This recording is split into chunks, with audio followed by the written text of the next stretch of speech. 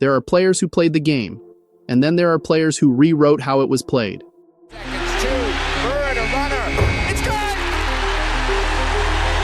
When people talk about Larry Bird, they often start with the cliches. The slow white guy who somehow beat everybody. The guy who didn't jump high, didn't run fast, and still torched the league for over a decade. But if you strip away the stereotypes, if you ignore the jokes and highlight reels, what's left is the cold, hard truth that's echoed by every legend who ever shared the court with him. Larry Bird wasn't just good. He wasn't just great. He was built differently.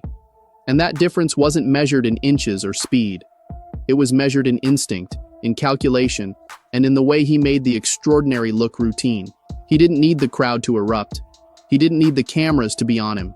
He needed the ball, the moment, and an opponent foolish enough to think they had the upper hand. From the moment he stepped into the league in 1979, Bird commanded respect in a way few rookies ever have. And over the next 13 seasons, he built a legacy not just with numbers and accolades, moments so precise and surreal that they're still retold with disbelief decades later. But don't take our word for it. Listen to the ones who played against him, the ones who tried to stop him, because if you want to know what Larry Bird was really like, the legends will tell you better than any stat sheet ever could. Even players who didn't face Bird directly, who came into the league after his retirement, speak about him with a kind of reverence. They've studied the tape, they've watched the plays, and they understand just how ahead of his time Larry really was. Baron Davis and Iman Shumpert, two modern-era players with high basketball IQs, broke it down in a podcast that went viral for one reason. It didn't sound like nostalgia. It sounded like the truth. In a 2024 episode of their show, Baron and Shump got real about what it would look like if Bird laced them up in the modern NBA. No hand-checking, more spacing, rules tilted toward offense. They didn't play against Bird, but they've seen the film. They know the tempo. And they recognize how his skill set would only get deadlier in today's system. Like, are you kidding me? Larry Bird in this era? Are you kidding me? That's what be boiling my blood. But it'd been more rough though. For who? For Larry. How? And it starts. What you mean? How? Just the physical capability. He's 6'10", dude. That's a lot of 2'4". 6'10". Okay. Nah, it's a lot of that. That's all I'm saying. He birthed that. Don't get me wrong, he birthed it. I'm just saying. We hadn't seen it Who's then. going to be matched up against Larry Bird? Karl Anthony Towns. That's a nightmare, man. For Karl Anthony. But if you really want to know who Larry Bird was, you've got to go to the ones who actually stood across from him. Karl Malone has one of the most legendary Bird stories ever told. It's not just funny, it's surgical. He said, "I'm going to get it right here. I'm going to shoot from this corner. You know what I'm going to do." Malone said it perfectly. I what he will do, and I still can't stop it. Bird got the ball, just like he said, rose up, and hit the jumper from the exact spot. I remember sitting on the bench, watching Kevin McHale and Larry Bird. And Larry Bird did something. To me, I'm still marveled at this. And he got so many people. It was a timeout. And one of our teammates, Bart Kofold, had a camera. Right. He's taking pictures. So Larry Bird came over there and looked at our bench. And he said, 3-pointer from right over here. So I'm sitting over there looking like that Babe Ruth, calling your shot already, right? Yeah. So Isaiah, I'm sitting there looking. He looked down at the floor. Hell, everybody looked down at the floor. He like he threw something. And he hit a 3. Can you believe that? And I remember Kevin kind of looking over at the bench like this is gonna be a long night. That was Bird. He didn't need flash to embarrass you, just a moment and a motive. And it didn't matter who you were. Rookie or vet, all-star or bench guy. If you were on the floor, Bird had a target on you. Just ask Dominique Wilkins. In a playoff game, Wilkins approached Bird for a pre-game handshake. Bird kept his hands behind his back. He didn't say a word, just stared. Wilkins said, "Okay, he's just getting into the game." But then Bird gave him 38, still without speaking. And so I go shake his hand, and he put both hands behind his back. And I'm saying, okay, he's getting his head ready to play. And first play of the game, he says, "I don't know where they got you guarding me, Holmes." And he shoots a 3. I was pissed. I said, I wasn't mad he hit the 3, but this bitch just called me Holmes. And so It's set up for a really interesting game. Because I remember one time I came down and I dunked it on him. He laying on the ground. He fouled me, and I'm pointing. And he said, "Hey, Rook." I said, "What?" He said, "What?" He said, "I like you. You got, he said, you got balls, but I'm still going to get 30 on your ass." He got about... It wasn't personal. It was psychological. Bird didn't need to engage in theatrics. He just needed the basketball. But when it came to talking, Larry could match anyone. And he often didn't just talk. He narrated. Gary Payton, one of the most legendary trash talkers in NBA history, still remembers the way Bird toyed with defenders. Payton recalled, "We'd be in the huddle and he'd be like, 'You guys don't even need to guard me. I'm just going to stand out here at the three-point line.' Then he said, 'I'm going to shoot it in your face right there in the corner.' And he'd do it. He used to tell me, 'I'm going to shoot this three right in your face.' Then he'd say, 'Why is your coach still putting you on me?' That wasn't bravado. That was truth." Bird didn't just predict outcomes, he delivered them. Well, as much of a trash talker as you are, you actually say there's someone who's actually greater than you. And that is Larry Bird. Absolutely. Or you said that not only would he talk shit to you, but he would tell you what he's going to do to you on the court. He's like, "I'm going to shoot this from here. Boom. Oh, now I'm going to I'm going to bust your ass here. Larry Bird, of all people, you would think. But he was the truth.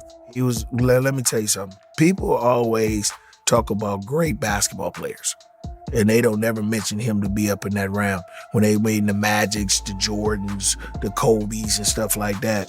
But Larry Bird was cold. Mm-hmm. I don't think nobody ever could get out with him. You ask Magic. That's why Magic had a run, and he was mad when he had to retire in '92 because of what he was going to be missing with Larry. Byron Scott remembers it too. In one game, Bird told him, "I'm going to get it right here, and I'm going to shoot it right in your face." Scott didn't take it seriously. He said, "Whatever." But Bird got the ball, rose up, hit the shot, and then turned and said, "I didn't mean to leave 2 seconds on the clock." So we playing him in the last play. He says to James Worthy, he says, "You guys don't have to worry about it. I'm going to go right over that corner." He said, "They're going to set a screen for me. We're taking the ball out." He said, "I'm going to curl right over." And he's telling us to play. He's telling us to play before they even take it out. He said, "I'm going to go right over to that corner, and I'm going to catch it, and I'm going to shoot it, and I'm going to tie the game or win the game," whatever the case may be. They take the ball out, and I think it was either Danny or DJ, the late, great DJ. Yeah. Take the ball out, the man curl right to the corner, caught the shot, shot a three, game over. It's like, are you effing kidding me? Go to shake his hand. I'm a rookie. Doc Rivers is known today as a seasoned NBA coach, a former champion on the sideline, and one of the league's most respected voices.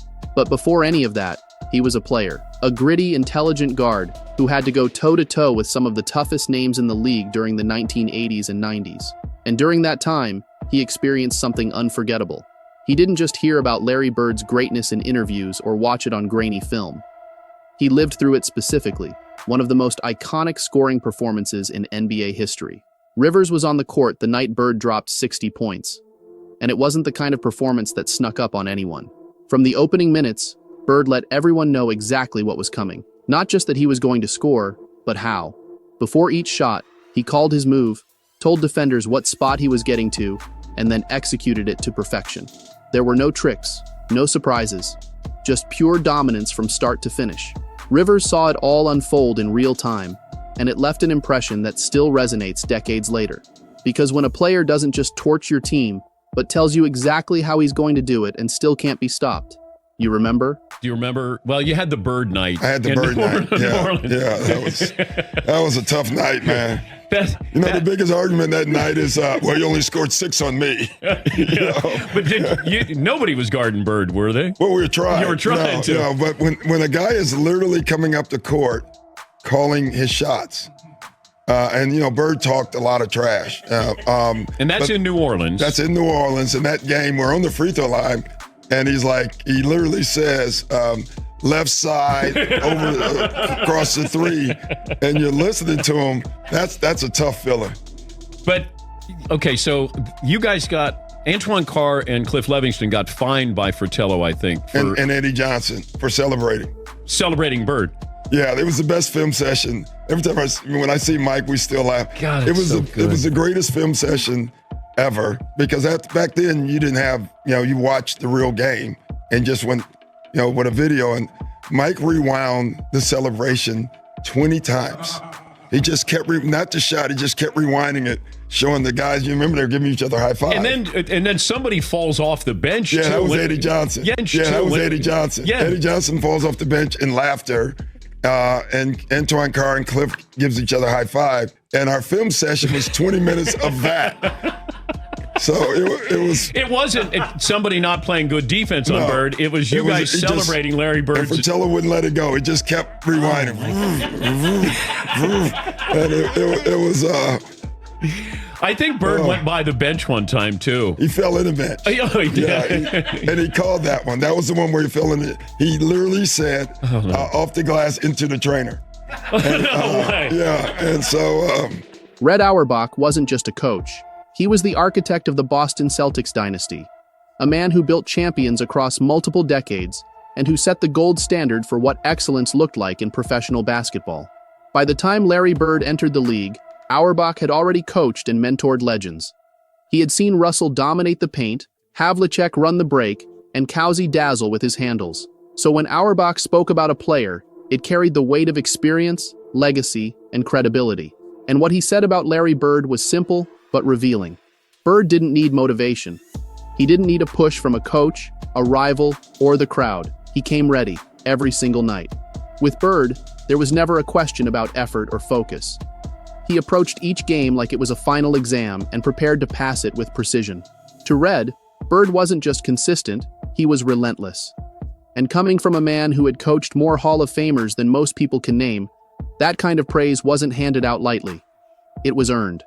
You can make a case for the greatest player of all time for Russell, for Bird, for Jordan, for Magic, and for Kareem.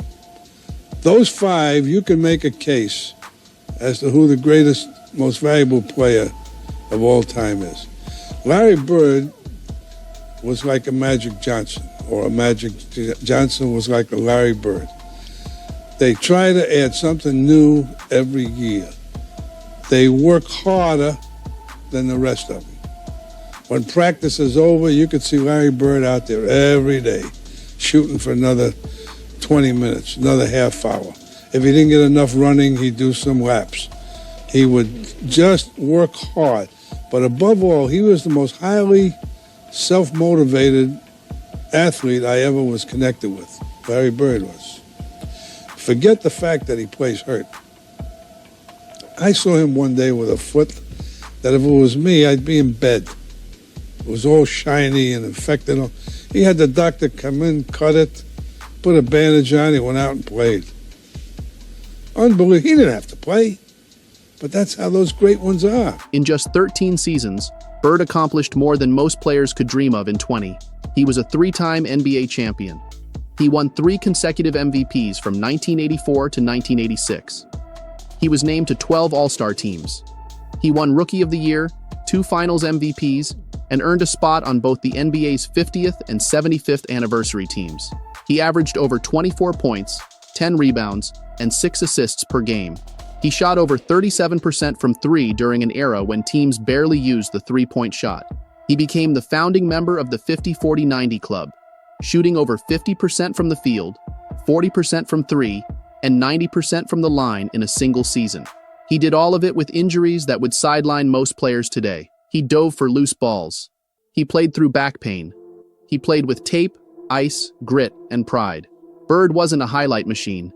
He was a machine, period. He saw the court like a point guard, rebounded like a power forward, shot like a shooting guard, and led like a franchise player. In today's NBA, with more possessions, more space, and more freedom, Bird's numbers wouldn't decline, they'd explode. Because the league has evolved into the style of play Larry Bird was already mastering in the 1980s. He didn't wait for permission. He didn't follow trends. He set them. And that's why the legends can't stop talking about him. It's not nostalgia. It's not exaggeration. It's memory and respect. They didn't just play against Larry Bird.